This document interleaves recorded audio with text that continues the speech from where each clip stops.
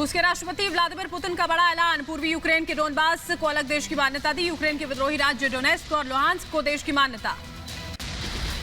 रूस के राष्ट्रपति व्लादिमीर पुतिन ने Donetsk People's Republic, Luhansk People's Republic की मान्यता के लिए कार्यकारी आदेश पर हस्ताक्षर किए। रूसी राष्ट्रपति पुतिन ने डीपीआर के प्रमुख डेनिस बुशलिन और एलपीआर के प्रमुख लियोनिद पासचरनिक के साथ संधि पर हस्ताक्षर किए।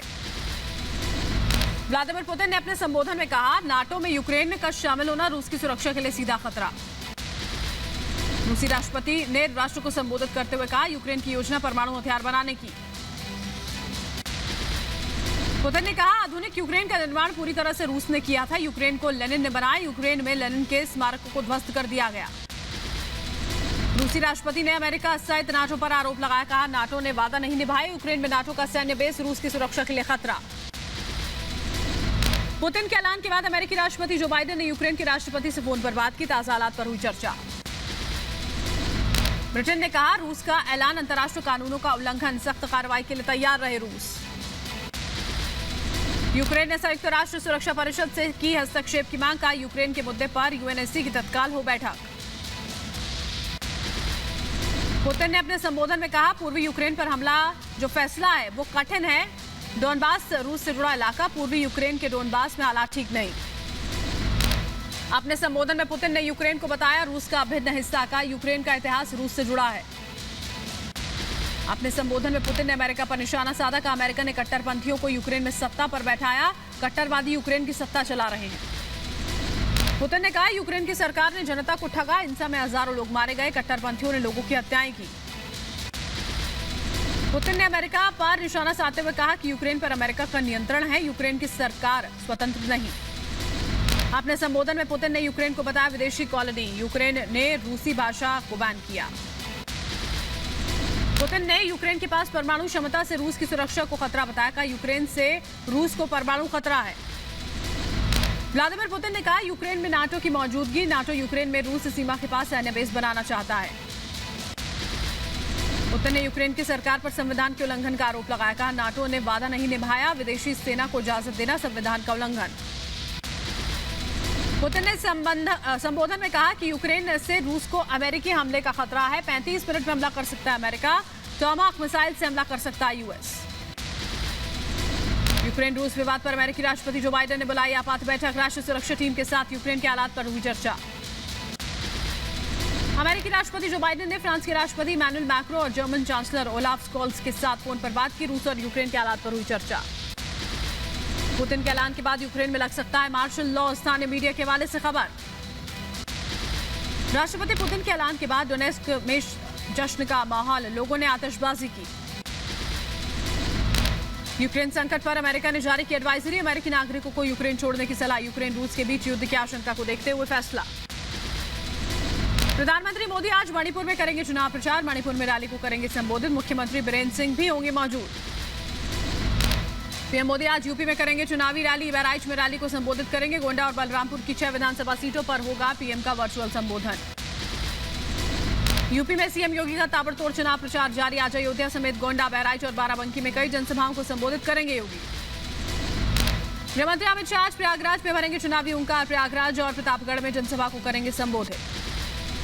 रक्षा मंत्री राजनाथ सिंह आज बलिया और गोरखपुर में करेंगे चुनावी प्रचार, जनसभा भी। बीजेपी अध्यक्ष जेपी नड्डा आज यूपी के पूर्वांचल दौरे पर। देवरिया, बलिया में जनसभा को संबोधित करेंगे। गोरखपुर में कार्यकर्ताओं के साथ होगी बैठक। यूपी बीजेपी अध्यक्ष स्वतंत्र देव सिंह आज प्रतापगढ़ के दौरे पर। कार्यकर्ताओं के साथ बैठक के बाद जनसंपर्क और जनसभाओं को संबोधित करेंगे। अखिलेश यादव आज प्रयागराज, चित्रकूट और कौशाम्बी में जनसभाएं करेंगे। समाजवादी पार्टी के प्रत्याशियों के लिए मांगेंगे समर्थन।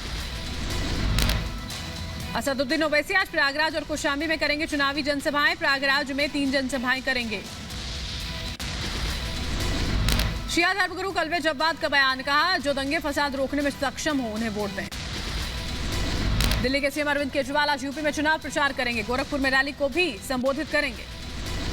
निषाद पार्टी के अध्यक्ष डॉक्टर संजय निषाद का समाजवादी पार्टी पर निशाना, का 2017 के पहले सड़क पर साइकिल वाले गुंडे अराजकता फैलाते थे। योगी सरकार आने के बाद यूपी में रामराज्य आया।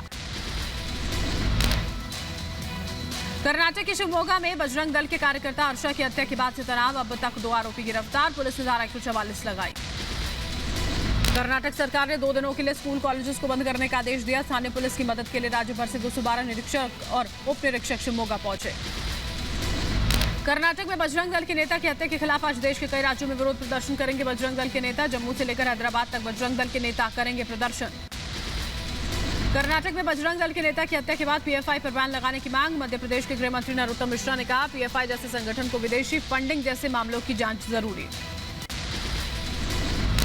मेरे पास भी एक सूफी संगठन भोपाल के हैं, उन्होंने भी ये मांग की थी और मैंने इसको जांच के दायरे में उस समय लिया भी था। हमने जो बिंदु उन्होंने उठाए थे कि विदेश से जो फंडिंग आती है पीएफआई के नाम पर, और उनको जांच के दायरे में हमने लेके ये सब चीजें हम जांच कर रहे हैं।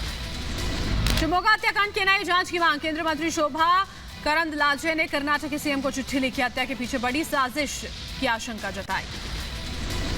हर्षा हत्या मामले की वीएचपी ने एनआईए से जांच कराने की मांग की। वीएचपी का आरोप, हत्या में एसडीपीआई पीएफआई का हाथ। बजरंग सदस्य हर्षा के परिवार का रो रो कर बुरा हाल। रिपब्लिक भारत पर बोली हर्षा की मां, दोषियों का एनकाउंटर हो, बेटा करना चाहता था देश की सेवा, परिवार ने लगाई इंसाफ की गुहार। कर्नाटक के शिवमोगा में हंगामा, शव ले जाने के दौरान हंगामा हुआ। बजरंग दल के सदस्य हर्षा की हत्या पर बवाल करते नजर आए। हर्षा की हत्या के बाद से इलाके में फैला तनाव, अंतिम संस्कार के दौरान भी किया गया पथराव। बजरंग दल के सदस्य हर्षा की हत्या में 5 लोग शामिल, 3 आरोपियों को पुलिस ने पकड़ा। कर्नाटक के गृह मंत्री अरागा ज्ञानेंद्र ने दी जानकारी। बजरंग दल सदस्य हर्षा की अंतिम यात्रा में उमड़ा लोगों का हुजूम, फूलों से सजे ट्रक में निकाली गए बजरंग दल कार्यकर्ता हर्षा की अंतिम यात्रा।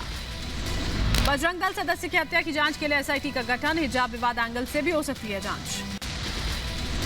हिजाब विवाद पर आज फिर से सुनवाई होगी। आज दोपहर 2:30 बजे की कर्नाटक हाईकोर्ट में सुनवाई। हाईकोर्ट ने कहा, हिजाब बैन नहीं किया, तय यूनिफॉर्म पहनने को कहा गया।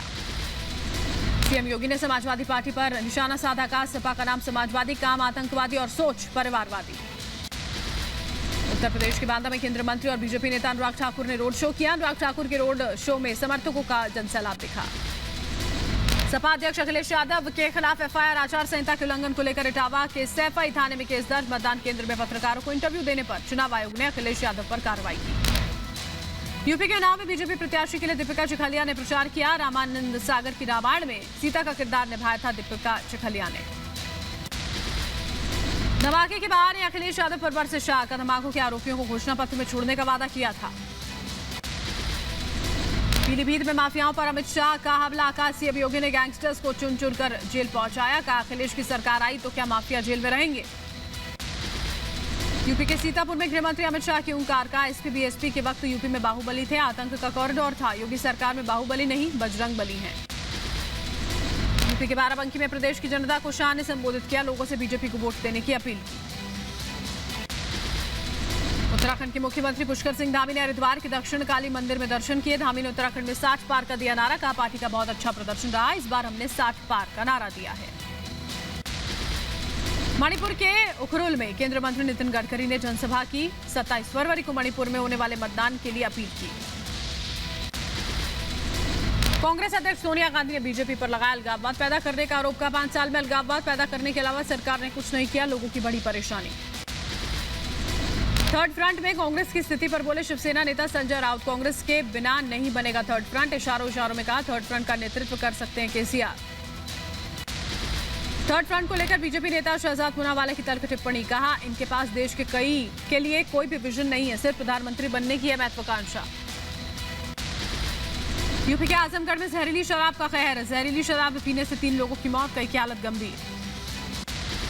मध्य प्रदेश के मुरैना में मिर्ची बाबा से कुछ लोगों ने मारपीट की, पुलिस कर रही है मामले की जांच।